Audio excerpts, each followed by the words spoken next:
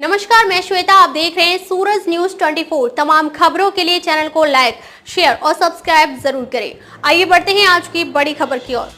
गंजवा सौदागंज हनुमान मंदिर पर श्री राम महायज्ञ का बड़ा आयोजन 11 मई रविवार से 17 मई 2025 शनिवार तक भागवत ज्ञान गंगा महोत्सव, जिसमें विश्व प्रसिद्ध कथावाचक श्री कृष्ण चंद्र शास्त्री ठाकुर जी महाराज वृंदावन भागवत कथा का वाचन कर रहे हैं। बड़ी संख्या में श्रद्धालु कथा सुनने पहुंच रहे हैं। आज पूज्य महाराज श्री कृष्ण चंद्र शास्त्री ने प्रेस वार्ता कर देश में चल रहे विशेष मुद्दों पर बात की तथा वृंदावन कॉरिडोरियम पर भी महाराज जी ने खुलकर अपने विचार रखे। विरोध कर रहे हैं, आप इसको किस रूप में देखते हैं? कॉरिडोर बनना चाहिए या नहीं बनना चाहिए? नहीं, बनना ही चाहिए और उसको बनना नितांत जरूरी है। उससे वृंदावन की शोभा बढ़ेगी। आगंतुक जो देश विदेश के लोग हैं, जो दर्शनार्थ पधारते हैं, उनके लिए सुविधा हो जाएगी। असल में तो हमारे ब्रजमंडल में और जो प्राचीन तीर्थ भूमि है, वहाँ बड़ी छोटी छोटी गलियां होती हैं और अब उन कुंज गलियों में वाहन नहीं जा पाते, कई जगह तो रिक्शा ही नहीं जा पाता। तो कॉरिडोर बनने से तो काशी जी में कॉरिडोर जब बन रहा था तो लोगों ने विरोध किया और अब जो विरोध कर रहे थे वही अब खुश हो रहे हैं। अरे ये तो बड़ा अच्छा बन गया, हमको नहीं पता था ऐसा होगा। तो अब थोड़ा सा हमारे लोगों को लग रहा है, लेकिन जब बन जाएगा तो वो भी प्रसन्न होंगे। और मैं ऐसा मानता हूं कि सबको उसमें भरपूर सहयोग करना चाहिए, सरकार के हाथ को मजबूत करना चाहिए। और काफी हमारे उत्तर प्रदेश की जो सरकार है, बड़े मनोयोग से वो वृंदावन, मथुरा, काशी, अयोध्या, इन सब के प्रति उनका अच्छा भाव है। योगी जी स्वयं जो है हिंदू हृदय सम्राट हैं और अपनी तीर्थ भूमियों को अच्छे से अच्छा बना करके लोगों को दर्शन के लिए, आवास के लिए सुविधा युक्त बनाना चाहते हैं, तो उसमें सहयोग करना चाहिए।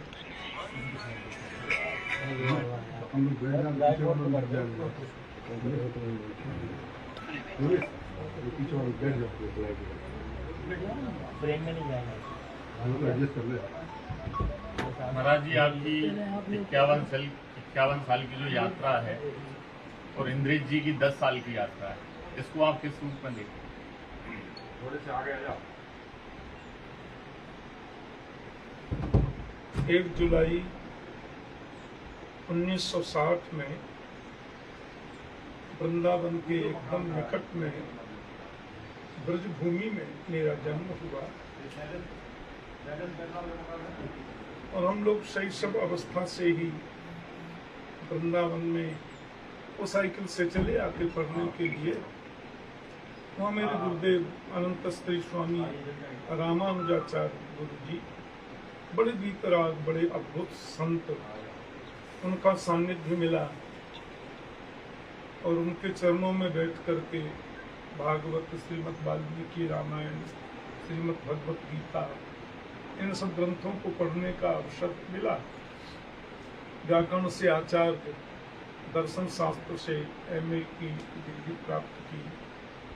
पर जब मैं केवल 14 वर्ष का होकर 15 वर्ष में प्रवेश कर रहा था, 10 फरवरी सन 1975 में पहली कथा मैंने मुंबई में की और हमारे यहाँ बड़े यशस्वी वैष्णव परिवार है, SK सोमानी, तो वृंदावन आए थे। मैं बहुत छोटा था, मेरे गुरुदेव की कथा चल रही, उन्होंने सुना और गुरु जी से कहा, ये बच्चा प्रवचन बड़ा अच्छा कर रहे, इनको हम लोग अपने यहाँ बुलाएं। तो फिर वहाँ बुलाया उन्होंने और 10 फरवरी 75 से मैंने कथा कहना प्रारंभ किया। सदगुरु जी की कृपा, संतों के महदाशीर्वाद के फलस्वरूप अद्यावधि वो कार्य नियमित रूप से चल रहा है। भागवत कथा सेवा का साल भर में तकरीबन 36 भागवत सप्ताह कथा हम करते ही है और 2 राम कथा करते हैं प्रतिवर्ष। तो अभी प्रयागराज में कथा थी फरवरी में, फिर 5 फरवरी से 11 फरवरी हमारी उरई उत्तर प्रदेश में भागवत कथा थी, और वो 1569वीं कथा थी, 1569, और 10 फरवरी उसी कथा में पड़ गई, तो 50 वर्ष वहाँ पूरे हुए इसी फरवरी में। गोविंद की कृपा है, कथा के माध्यम से, सत्संग के माध्यम से वैदिक सनातन संस्कृति का हम जो वास्तविक स्वरूप है उसको लोगों के सामने प्रस्तुत करने का सत प्रयास कर रहे हैं, और उसमें संतोषात्मक सफलता मिली ऐसा तो मुझे नहीं लगता, क्योंकि मेरे कार्य में सफलता तो मुझे तब मिलेगी ना जब ये राष्ट्र पूरा हिंदू राष्ट्र नाम से घोषित हो जाएगा। हिंदू राष्ट्र तो पहले था, हिंदू राष्ट्र आज भी है और हिंदू राष्ट्र रहेगा, लेकिन दस्तावेजों में तो हिंदू राष्ट्र के नाम से संसार में प्रस्तुत हो जाए, संसार में ख्यात हो जाए, और जिस दिन ये होगा उस दिन हमको लगेगा कि मेरा परिश्रम सफल हो गया। पूरे विश्व में जहाँ जहाँ हिंदू रहते हैं, चाहे वो पूरा यूरोपियन देश है, कनाडा है, अमेरिका है, नॉर्थ अमेरिका है, इधर ऑस्ट्रेलिया, न्यूजीलैंड, इधर एशिया के कुछ देश, इन सब देशों में कथाएं करने का मुझे अवसर मिला है, और प्रतिवर्ष मिलता है, प्रतिवर्ष कर रहा हूँ। बस मन की एक ही अभिप्सा थी, पहली इच्छा थी कथाओं के माध्यम से लाखों लोग मुझे सुनते हैं, तो मैं अपनी शास्त्रीय बात, अपनी व्यक्तिगत मेरी कोई बात नहीं होती, जो हमारी शास्त्रीय वार्ता है, शास्त्रों में जो अहो अमीशाम किमकार शोभनम प्रसन्न येषाम सुजत स्वयं हरि यैर जन्म लब्धम न शुभारता जरे मुकुंद सेवोपैकम प्रियाहिना। भारत भूमि की बड़ी महिमा है शास्त्रों में, तो उसमें जो ऋषि परंपरा, मुनियों की परंपरा, पितृगणों की परंपरा, परम साध्वी सतियों की परंपरा, इसमें जो भारत का दर्शन मिलता है उसको जन जन तक प्रस्तुत करने का हम प्रयास करते हैं, और उसमें सफलता भी मिल रही है। पूर्ण सफलता तो हम तब मानेंगे जब ये हिंदू राष्ट्र घोषित हो जाए, भगवान राम की जन्मस्थली पर, भगवान कृष्ण की जन्मभूमि पर भव्य और दिव्य अद्भुत मंदिर का निर्माण हो जाए, तो काशी और अयोध्या में जो प्राय हो रहा है, हो गया है, मथुरा बाकी है, वो भी हो जाए। और भारत माता के माथे पर जो एक बहुत बड़ा कलंक का टीका लगा है गौ हत्या का, भारत के कोने कोने से गौ माता की हत्या बंद हो जाए, और गौवध बंदी आंदोलन जो हमारे ऋषियों ने किया, महापुरुषों ने किया, पूर्वजों ने किया, अद्यावधि हम लोग भी कर रहे हैं। भारत के कोने कोने में कहीं भी गौ माता का अपमान नहीं हो, गौवध बंदी कानून लागू हो जाए, और तीसरा ये हिंदू राष्ट्र घोषित हो जाए, मंदिर का निर्माण, गौ हत्या बंद हो और हिंदू राष्ट्र घोषित हो। ये 3 कार्य जिस दिन हो जाएंगे हमको लगेगा हमारा परिश्रम सफल हुआ, भगवान की कृपा, उनका आशीर्वाद जो मुझे मिला वो सफल हुआ। देखें उसमें लगेगा। महाराज जी, कम ही कथाकार, व्यास मंच ऐसे हैं जो प्रखर राष्ट्रवाद की बात करते हैं, मंच से आतंकवाद पर चोट कर रहे हैं। ऐसा ही एक बड़ा विषय, क्योंकि आपकी कथाओं में माताओं बहनों की संख्या बहुतायत में होती है, लव जिहाद है। अभी भोपाल में एक बड़ा मामला हुआ जहाँ स्कूल की, कॉलेज की बच्चियों के साथ एक मुस्लिम ने अनाचार किया। इस विषय पर आप क्या कहना चाहेंगे, और मंच से ये घोषणा सुनाई गई? मंच से तो मैं घोषणा करता ही हूँ, और ये लव जिहाद का जो मामला है वो तो भारत में बहुतायत में हो रहा है। कुछ प्रदेशों में तो हिंदू बेचारे अल्पसंख्यक रूप में रहते हैं। पश्चिम बंगाल इसका सबसे बड़ा उदाहरण है। बिहार में भी कुछ क्षेत्र हैं ऐसे, छत्तीसगढ़ में भी कुछ क्षेत्र ऐसे हो गए थे, महाराष्ट्र में भी हैं। तो उसका तो करारा दंड होना चाहिए। लव जिहाद जैसा जो मामला है, वो हाथ में कलावा बांध लेते हैं, जूते को टीका लगाए आते हैं, अपना नाम बदल देते हैं, नाम बदल करके, और इस प्रकार से हमारे राष्ट्र की, हमारे हिंदू परिवारों की शिक्षित भोली भाली उन बालिकाओं को अपने बाग जाल में फंसा लेते हैं और उनके संग विवाह कब तक कर लेते हैं। फिर उनको प्रताड़ित करते हैं, इस्लाम कबूल करो और ये कबूल करो और ये करो और वो करो। बाद में फिर कई जगह हम लोग देखते हैं, दिल्ली में भी कई जगह बालिकाओं की हत्या कर दी जाती है। तो इसका तो ऐसा प्रचंड कानून बनना चाहिए, लव जिहादियों को मृत्यु दंड से नीचा तो दंड होना ही नहीं चाहिए। उनको बिल्कुल जेल में बंद मत करो।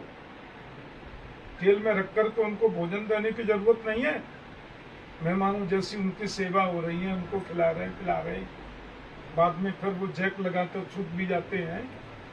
उनको तो ये साबित हो जाए कि हाँ इसने ये कार्य किया है, उसको तुरंत मृत्यु दंड मिलना चाहिए। गौ हत्या करने वालों को, लव जिहादियों को, और जो धर्मांतरण कराते हैं, क्योंकि धर्म तो केवल एक ही है ना विश्व में। धर्म यदि कोई है तो केवल सनातन है, बाकी तो धर्म है ही नहीं। सनातन ही धर्म है, और सनातन धर्म के हमारे 4 खंबे हैं मजबूत। सनातन धर्म का पहला मजबूत खंबा है जैन संस्कृति। जैन धर्म अलग नहीं है, जैन तो हिंदू ही है, पक्के सनातनी है। और ऐसे कम से कम 50,000 परिवारों को तो मैं जानता हूँ कि जैन की बेटी अग्रवाल के घर भी आई है, अग्रवाल की बेटी जैन के घर भी आई है। धर्म अलग हो तो शादी कैसे होगी। और दूसरा खम्मा है बुद्धिज्म, और तीसरे हैं हमारे सरदार भाई, सिख भाई, ये सब सनातनी है। और सनातन धर्म के जो नियम है, मैं एक दिन कथा में भी कह रहा था, सनातन धर्म में मूर्ति पूजा भी है और निर्गुणोपासना भी है। तो हमारे जैन संस्कृति में भी मूर्ति पूजक मंदिर मार्गी हैं और निर्गुणोपासक भी हैं। जो श्वेतांबर जैन होते हैं वो निर्गुणोपासक हैं, और जो दिगंबर जैन है वो मंदिर मार्गी है। ऐसी हमारे बुद्धिज्म में, वहाँ मंदिर में भगवान बुद्ध की पूजा होती है। 24 अवतारों में 23वां अवतार भगवान बुद्ध का, और विपश्यना के माध्यम से वहाँ निर्गुणोपासना भी है। ऐसे ही हमारे सिख संस्कृति में सदगुरु नानक देव जी महाराज के द्वारा संस्थापित जो है सिख संस्कृति, 10 गुरुओं की परंपरा में, वहाँ निर्गुण की उपासना है। भगवान नाम जप की बड़ी महिमा है। राम, कृष्ण, हरि, गोविंद, इन नामों का कितना उल्लेख है गुरु ग्रंथ साहब में। और वहाँ भी दाह संस्कार होता है, दफनाते नहीं है।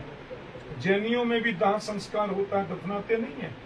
बौद्धों में भी दाह संस्कार होता है, गाड़ते नहीं है जमीन में, क्योंकि वो सब सनातनी है, सनातन परंपरा है। तो ये जो सनातन संस्कृति है, इसके अनुसार यही धर्म है। बाकी तो सब मजहब है, सब पंथ हैं, धर्म केवल सनातन है। आप आपसे करेंगे आज से 3000 वर्ष पहले, मैं ज्यादा पुरानी बात नहीं कर रहा हूं, 3000 वर्ष पहले विश्व में केवल एक ही धर्म था, सनातन। 3000 वर्ष पहले विश्व में गैर हिंदू एक भी नहीं था, सब हिंदू थे। तकरीबन 2100 वर्ष पहले हमारे सनातन धर्म के जो 10 सूत्र हैं, उनमें से एक सूत्र परोपकाराय सताम विभूतय, इस सूत्र को यीशु मसीह ने दिया और ईसाई धर्म आविष्कृत हो गया, ईसाई संस्कृति। वस्तुतः है तो वो सनातन से ही निकला।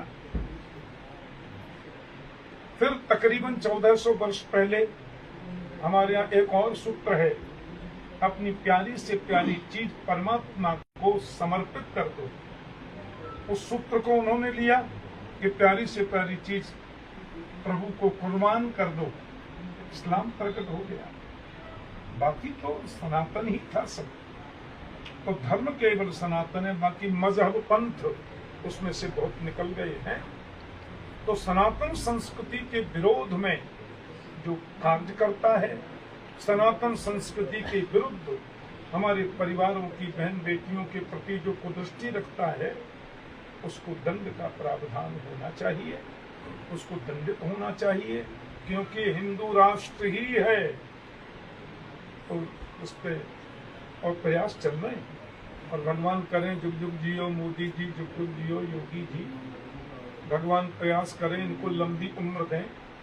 और क्योंकि ये सब संघनिष्ठ हैं, ये कर्मनिष्ठ हैं, धर्मनिष्ठ हैं और संघनिष्ठ हैं। राष्ट्रीय स्वयंसेवक संघ जो विश्व की एकमात्र सबसे बड़ी अराजनीतिक संस्था है। आप आश्चर्य करेंगे, दुनिया में कई देशों की तो जनसंख्या उतनी नहीं है जितनी राष्ट्रीय स्वयंसेवक संघ के सदस्य हैं, और निष्काम भाव से राष्ट्र सेवा करते हैं। मैं शैशव काल से राष्ट्रीय स्वयंसेवक संघ से जुड़ा संघनिष्ठ व्यक्ति हूँ, और 14 से जो केंद्र में और राज्यों में सरकार है, वो सब संघनिष्ठ लोगों की सरकार है।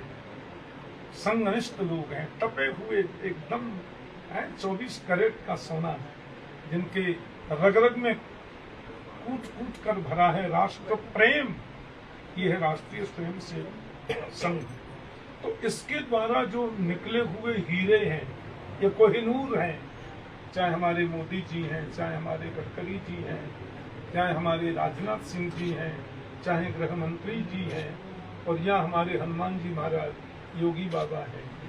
और आपके मध्य प्रदेश में भी हमारे डॉक्टर मोहन यादव भी कम नहीं है, वो भी पक्के राष्ट्र प्रेमी संघनिष्ठ व्यक्ति हैं। तो ऐसे लोग जब प्रदेश और देश की बागडोर अपने हाथ में रखेंगे, तो हिंदू सुरक्षित रहेगा, हिंदुत्व सुरक्षित रहेगा, राष्ट्र और संस्कृति सुरक्षित रहेगी। और केवल सुरक्षित नहीं, उसका सौंदर्यीकरण होगा, उसमें मजबूती आएगी, उसमें उन्नतपन आएगा, और ये आ रहा है। महाराज जी, आप बता रहे हैं सनातन धर्म सबसे पुराना धर्म है, लेकिन ये 56 इस्लामिक देश कहाँ से बन गए और सनातन धर्म कम क्यों है? पता तो दिया मैंने, 1400 वर्ष का खेल है सब। देखो, तो पूरे हिंदुओं की संख्या इतनी कम क्यों है सनातनियों के बीच? वैदिक हिंदू सनातन धर्म जो है, आपको पता है इसकी स्थापना को कितने दिन हो गए? 198 करोड़, यानी 1 अरब 98 करोड़ 88 लाख 55,573 वर्ष हो गए। और 10-5 पीढ़ी में 200 करोड़ हो जाएंगे पूरे, 10-5 पीढ़ी लगेंगे। इतना प्राचीन ये है। परंतु हमारे यहाँ की संस्कृति में मानवता, अहिंसा परमो धर्म, हमारी संस्कृति कहती है जो भी चीज हिल रही है, बोल रही है, सांस ले रही है, वो जीवात्मा है। और संसार में सबको जीने का अधिकार है, किसी को भी मारने का अधिकार हमारा नहीं है। जिसको हम जीवन नहीं दे सकते उसको मारने का हमारा क्या अधिकार है? तो हमारे भगवान राम, भगवान कृष्ण, भगवान महावीर स्वामी, भगवान बुद्ध, इन सबका एक ही उपदेश, प्रत्येक प्राणियों को जीने का अधिकार है, जियो और जीने दो। अब प्राचीन काल में भी राक्षस तो होते थे, दैत्य तो करोड़ों वर्ष पहले भी होते थे। 25 लाख वर्ष पहले महर्षि कश्यप ने कश्मीर को बसाया। मैं इतिहास की बात कर रहा हूँ। 25 लाख वर्ष पहले महर्षि कश्यप सतयुग में आए थे, और जब कश्मीर को देखा उनका मन बड़ा प्रमुदित हुआ। ऐसी सुंदर जगह, ऐसी अद्भुत जगह, वहां उन्होंने साधना की। क्यों? कि कश्मीर ही देवी सरस्वती की जन्मभूमि है। शारदा पीठ हम जिसको बोलते हैं, वो पीओके में है, आज भी है। तो देवी सरस्वती की जन्मभूमि कश्मीर, ऋषि कश्यप की तपस्थली कश्मीर, वैष्णो माता का सुंदर दिव्य अद्भुत दरबार कश्मीर, दूसरे बाबा बर्फानी अमरनाथ जी की भी तपस्थली कश्मीर, कितनी सुंदर वो भूमि। तो राक्षस परंपरा तो उस समय से रही। भगवान राम के समय, राम जी के अवतार को 16 लाख वर्ष हो गए। उस समय भी तो राम जी ने कहा ये पहाड़ का सफेद, और महाराज आपको नहीं मालूम, ये राक्षस लोगों ने ऋषियों को खा खा के उनकी हड्डी फेंक दी है, तो उन ऋषियों की हड्डियां जुड़ जुड़कर पहाड़ दिख रहा है। ये पद्धति तो उस समय भी रही थी ना। अब उन्हीं की पद्धति परंपरा में चलकर ये कुछ विधर्मी पैदा हो गए 1400 वर्षों के 2000 के अंतराल में। उनको लगाओ कर ये लोग तो चेंटी मारने को भी मना करते, और हमारे हिसाब से तो बकरा सब्जी है, बकरा खा जाओ, वो तो बोलते बकरा को मार के खा जाओ। अब उस समय देखते रहो, आदमी को आदमी मार के खाएगा, क्योंकि यहाँ तो उस पद्धति में तो मारना काटना। एक कोई हल्ला मचा रहा था, टीवी में सुन रहा था मैं, बोले जो हमारे उसको नहीं मानता है उसको कत्ल करना हमारे यहाँ जायज है। ये बोल रहा है, टीवी में बोल रहा है, मैं देख रहा था, चैनल पे आ रहा था। आप लोग नाम भी जानते होंगे, वो जाकिर नायर, क्या उसका नाम है बताओ। वो टीवी में बोल रहा है स्पष्ट सभा में कि जो हमारे इसको न माने, जो हमारे इसका विरोध करे, उसका कत्ल करना जायज है। पता, जिसमें सूत्र ही ऐसे हों मारने काटने वाले, वो तो विरोध करेंगे करेंगे। अब वो छोटे देश उनके कई हो गए हैं। कहीं की जनसंख्या आपके विदिशा की बराबर है, किसी देश की जनसंख्या। एक कह रहा था टीवी में, आपको पता नहीं, हाँ 150 करोड़ मुस्लिम रहते हैं पूरी दुनिया में। मैंने कहा 350 करोड़ हिंदू रहते हैं दुनिया में। 350 करोड़ हिंदू हैं संसार में। सबसे ज्यादा संख्या हिंदुओं की है, दूसरा ईसाइयों की है, तीसरे वे आते हैं। बोले कैसे? हमने कहा जैन सब हिंदू, बौद्ध सब हिंदू है, आर्य समाजी सब हिंदू है, सरदार सब हिंदू है। तो विश्व में जहां भी हमारे बौद्ध रहते हैं, चाहे वो दक्षिण कोरिया है, चाहे उत्तर कोरिया है, चाहे आधा चाइना है, सब तो हिंदू है भाई। बौद्ध लोग तो हिंदू ही है ना, मूर्ति पूजक है। इधर आप थाईलैंड में जाओ, थाईलैंड में सब हिंदू है। रामायण रामलीला होती है थाईलैंड में, और वहां के जो लोग हैं वो कहते हैं कि हमने अपने संस्कार नहीं बदले हैं, मजहब बदल लिया होगा हमारे पूर्वजों ने। वहाँ के लोगों की आप यहाँ कितनी बार हम आते हैं भारत में, वो लोग अपना पूरा सब ग्रुप लेकर के, ऐसी सुंदर। और एक तो थाईलैंड का एक व्यक्ति तो यहाँ तक कह रहा था कि महाराज जी ज्यादा खोजबीन करेंगे तो हम ये सिद्ध कर दें कि राम जी यहाँ हुए थे, आपके यहाँ नहीं। क्योंकि आपके हिंदुस्तानी भारतीय लोगों को राम के बारे में उतना पता शायद नहीं है जितना हम लोग जानते हैं। अब आप देखो, बाली द्वीप है, बाली के नाम से इंडोनेशिया में बाली द्वीप है, उनके अवशेष आप देखिए। और आपको पता है विश्व में सबसे प्राचीन जो हिंदू मंदिर है वो कहाँ है? मुस्लिम कंट्री में, इंडोनेशिया में। आप देखो, और इतना उसको सजा के रखते हैं, उतना उसका संस्कारों पर ध्यान देते हैं। तो अब छोटे करके 56 हो जाओ, चाहे 60 हो जाओ, उसमें रखा क्या है? एक परंपरा देख लो आप। वहाँ पड़ गया था, भूकंप आ गया था ना तुर्की में। तुर्की में भूकंप आया तो भारत ने यहाँ से भेजा, रसद भेजी, भारत ने पूरा सहयोग किया। और अभी समय आया तो भारत के विरोध में उसने उसको हथियार दे दी। तुर्की के खिलाफ क्या एक्शन होना चाहिए भारत? वो तो क्या एक्शन, पूरे भारत ने एक्शन ले तो लिया, हमारा सब व्यापार बंद कर दिया वहां से। भाई तुर्की में जो फल जाते हैं वो भारत से जाते हैं, तुर्की में जितनी भी चीजें जाती हैं खान पान की भारत से जाती है हमारे, और सरकार से पहले व्यापार मंडल ने कह दिया कि हम तुर्की से व्यापार संबंध नहीं रखेंगे। और तो फिर राजनीतिक क्षेत्र में तो सरकार जरूर उन पर एक्शन लेगी ही, कई चीजें देखनी पड़ती हैं उनको एक्शन लेने में। तो मैं आपको ये बता रहा हूँ कि मौका पड़ने पर चूकते नहीं है वो। फिर वही नहीं, बताओ हमारे भारतीय हिंदू भाई, अभी शादी हुई कितनों की, तो एक की शादी को तो 6 दिन या 7 दिन हुए थे, बताओ।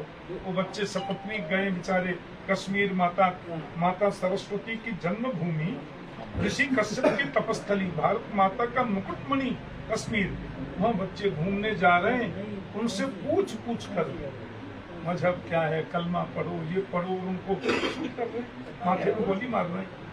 ये क्या पद्धति है? तो मानवता है। तो जहाँ मानवता का सूत्र ही नहीं है, जहाँ मानव को मानवीय गुणों से कैसे जीना चाहिए ये सूत्र ही जहाँ नहीं है, वो धर्म क्या हो सकता है? इसलिए हम भारत माता के सपूत हमारी तीनों सेनाओं को और वर्तमान की केंद्र सरकार को बधाई देते हैं, धन्यवाद देते हैं कि बड़े से बड़ा एक्शन लेने में उन्होंने जरा भी संकोच नहीं किया। और बहुत कुछ होने वाला था, वो तो हस्तक्षेप करके रुकवा दिया, नहीं तो फिर जैसे सरप्राइज देते हैं ना मोदी जी, तो वो भी सरप्राइज देते। इधर कोई पाकिस्तान था, ये सरप्राइज होती, पर वो रोक दिया, तो कोई बात नहीं, फिर होगी। मुझे एक छोटा सा प्रश्न है। हाँ। अभी आपने गौ माता वाली जो बात की थी कि गौ हत्या जो होती है, आज देखा जा रहा है कि सड़कों पर गौ माता मारी फिर रही है, उसका कहीं आश्रय स्थल नहीं है। ऐसी परिस्थिति में गौ माता कैसे सुरक्षित रह सकती है? सड़क में गौ माता इसलिए घूम रही है कि हम लोगों ने उसको पशु घोषित कर रखा है। यदि गौ माता, शास्त्र में लिखा है गाय को पशु कहना अपराध ही नहीं पाप है, गाय को पशु कहना पाप है, और हमने उसको पशु घोषित कर रखा है। सड़कों पर दौड़ेगी। हम तो कहते हैं घर घर में गौ सेवा हो, उसको पशु मानो ही मत। घर घर में गौ सेवा हो, गांव गांव में गौशाला हो, और सरकारों को चाहिए कि गांव गांव में जो गौशाला, और कई जगह हो रहा है, आपके मध्य प्रदेश की सरकार, राजस्थान की सरकार, हरियाणा की सरकार कई गौशालाओं का बड़ा ध्यान दे रही है, बड़ा अनुदान देती हैं और उनका निरीक्षण करती हैं। गौ सेवा आयोग का गठन कर रखा है कई प्रदेशों में, परंतु हम लोगों की कमी है। दूध निकाल लिया, छोड़ दिया, फिर वो डोल रही है बेचारे। कोई तो गलत है ना? क्यों? क्योंकि हमने उसको पशु घोषित कर रखा है दस्तावेजों में। गौ माता पशु नहीं है। और ये जर्सी गाय जो होती है, ये गौ माता की शक्ल का एक जीव है। वास्तव में जो देसी गाय है, जिसके रोम रोम में देवता वास करते हैं, वो तो गावो विश्वस्य मातरः, वो विश्व की माता है। तो सबसे पहले तो उसको पशु घोषित जो कर रखा है, उस शब्द को हटाना चाहिए। राष्ट्र माता, गौ माता, राष्ट्र माता का दर्जा, प्रदेशों में राज्य माता का दर्जा उसको प्राप्त हो, और सरकार इस पर ध्यान दे, निश्चित रूप से काम नहीं बंद होगा। सनातन बोर्ड की मांग लगातार भारत के अंदर कई लोग उठा रहे हैं, कई महापुरुषों ने भी उठाई है, जैसे बागेश्वर धाम बाबा भी उठाते हैं। उस पर आप क्या कहना चाहेंगे? सनातन बोर्ड क्या जरूरी है इस देश के लिए? सनातन बोर्ड होना चाहिए। इसकी मांग उठाने वालों में सबसे पहला आदमी तो आपके सामने बैठा है। बिल्कुल बिल्कुल। हम लोग तो उसका पुरजोर समर्थन नहीं, उस सूत्र के जन्मदाता हम लोग हैं जी। सनातन बोर्ड तो होना ही चाहिए। दुनिया में सर्वाधिक जनसंख्या जिन लोगों की है वो सनातनी हैं, और सनातनियों का ये राष्ट्र है। सनातन बोर्ड गठित होना चाहिए, और हमारे जो प्रसिद्ध मंदिर हैं या छोटे मंदिर हैं, उन सबको सनातन बोर्ड के अंतर्गत होना चाहिए। सनातन बोर्ड के माध्यम से मंदिरों में जितने कर्मचारी हैं, जितने आचार्य हैं, जितने पुरोहित हैं, जितने पूजक हैं, उन सबके लिए निर्धारित होनी चाहिए व्यवस्था। उनके आवास की व्यवस्था, उनके भोजन की व्यवस्था, उनके बच्चों की पढ़ाई की व्यवस्था, और मंदिर के संचालन की व्यवस्था, ये सनातन बोर्ड के अंतर्गत होनी चाहिए। आम सनातनी ये सोचता है कि इस बोर्ड के बनने से हमें क्या लाभ हुआ है या हमारे सनातन को क्या लाभ, क्योंकि वो ये समझ नहीं पाता है। उसके बारे में थोड़ा देखो, सनातन बोर्ड का जब गठन हो जाएगा ना, तो सनातनी को अपनी हर प्रकार की सुरक्षा का भरोसा हो जाएगा। कोई भी हमारे साथ में कार्य हो रहा है अनीति का, कोई भी कार्य हो रहा है अशास्त्रीय पद्धति का, कोई भी कार्य हो रहा है अराजनीतिक, जो अपने मन मुताबिक कोई हमें तकलीफ दे रहा है, सनातन बोर्ड कोई अधिकार प्राप्त होगा उसमें वो हस्तक्षेप करे, हस्तक्षेप करके और उसको सुविधाएं मुहैया कराए। कोई हिंदू परिवार है, बच्चों में टैलेंट बहुत है, और फीस के पैसे नहीं है, व्यवस्था नहीं है। IAS बन सकता है बच्चा, कलेक्टर बन सकता है बच्चा, पर सुविधा नहीं है। बाप कैसे पढ़ाए, मजदूरी करता है, उसकी व्यवस्था सनातन बोर्ड करे।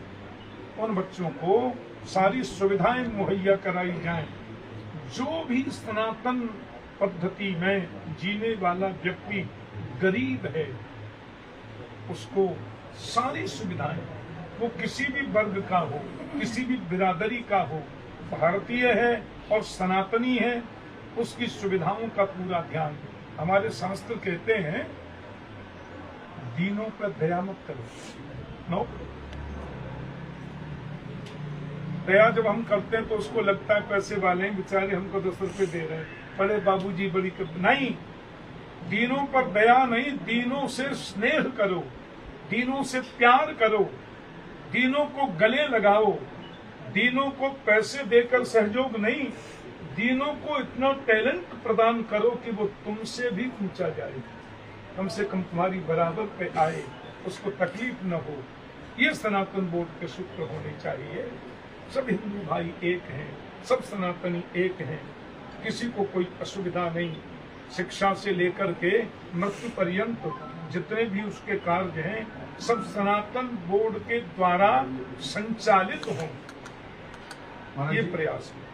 राष्ट्रीय सवाल हम थोड़ा सा स्थानीय बारे में जानना चाहेंगे। पहली बार आपका गंजबासुदा में आगमन किया, धर्मनगरी कहलाता है, आपका अनुभव कैसा रहा? अरे वैसे तो मेरा संपूर्ण भारत तीर्थ है। हम लोग विदेश जाते हैं ना 1-2 महीने के लिए, अमेरिका आदि, पहले 10 दिन तो बड़े अच्छे लगते हैं, 10 दिन के बाद फिर हम गिनती शुरू करते हैं, और अभी 20 दिन रह गए, अब 19 दिन रह गए, अब 18 दिन रह गए, मन नहीं लगता। और बड़े बड़े सपने संजोते हैं। दिल्ली एयरपोर्ट पर उतर के वृंदावन जाके जरा से कपड़े उपड़े रखे, जगन्नाथपुरी जाऊंगा, भगवान जगन्नाथ का दर्शन करूंगा, और दूसरे दिन चला जाऊंगा रामेश्वरम, फिर वहां रह करके 2-3 दिन दर्शन करूंगा, अभिषेक करूंगा, तिरुपति बालाजी जाएंगे।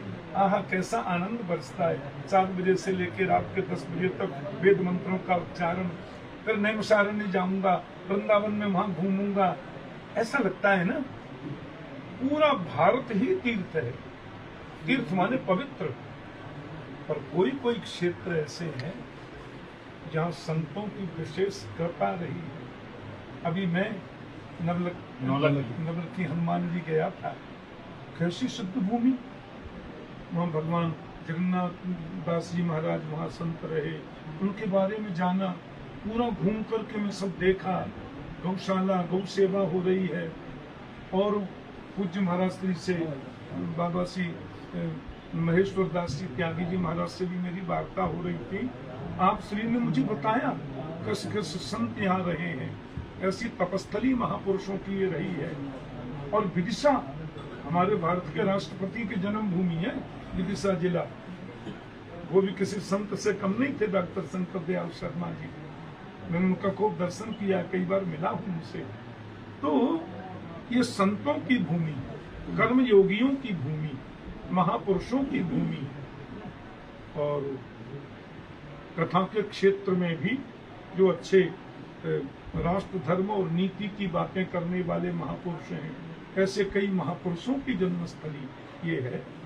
मुझे बहुत अच्छा लगा गंजबासुदा में आके, और बाबा ने मुझे बड़े प्रेम से आमंत्रित किया, और आके मुझे इतना सुख, इतना आनंद मिला।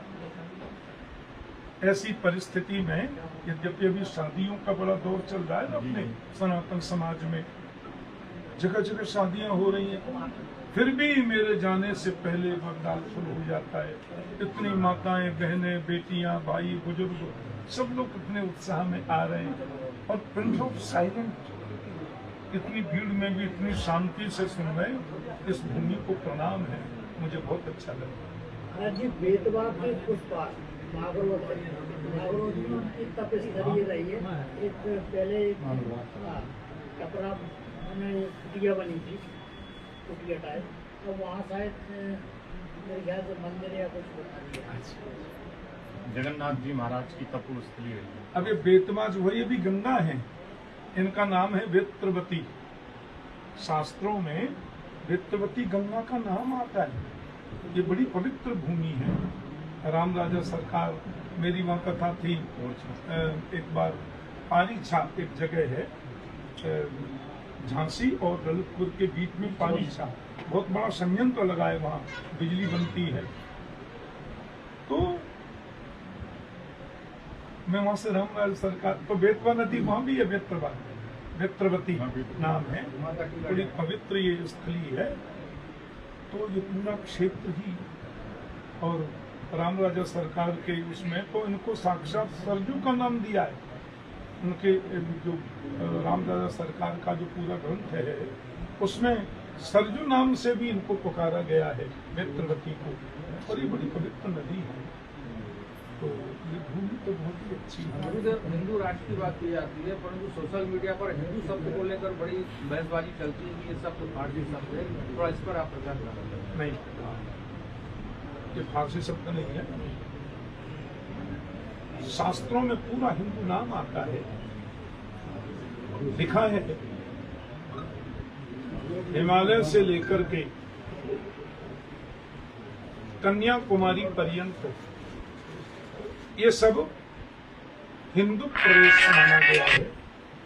हिंदुस्तान इसका, हिंदुस्तान नहीं, हिंदुस्तान इसका नाम है। करने वाला है?